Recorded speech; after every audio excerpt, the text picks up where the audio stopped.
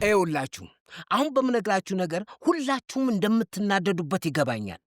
እኔም በጣም ተናድጄበታለሁ። ረዱ ከቤት ለመውጣት የሚከራይ ቤት እየፈለገች ነው። ምን ዝም ትላላችሁ? እንደ በፊቱ አይሆንም ብላችሁ ጩሁባት እንጂ። ቆይ እንዳውም መጀመሪያ ነው። ኧረ እኔ አያገባኝም። እኔም አያገባኝም። ምን ማለት ነው አያገባኝም ማለት? እንዴ እህታችሁ አይደለችም እንዴ? ከአዲስ ሰው ጋር ወጥታ ለመኖር እያሰበች እኮ ነው።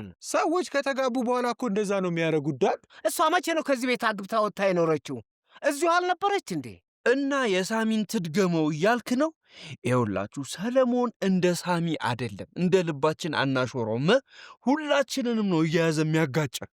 እውነት ነው። በአሁኑ ያመጣችሁ በጣም ያስፈራል። በቃ የሆነው ሀሳባችሁ በጣም ነው ያዘንኩባችሁ። እሺ እኔም ቆይ አዲስ ነገር ሲኖር ለምንድን ነው የማትነግሩኝ? እንደ ቤተሰብ ነው የምናየው ትሉኝ የለ እንዴ? ቆይ አንተን ማነው እንደ ቤተሰብ ነው የምናየው ያለ? እናንተ ብላችሁታል እንዴ? ኧረ ያለን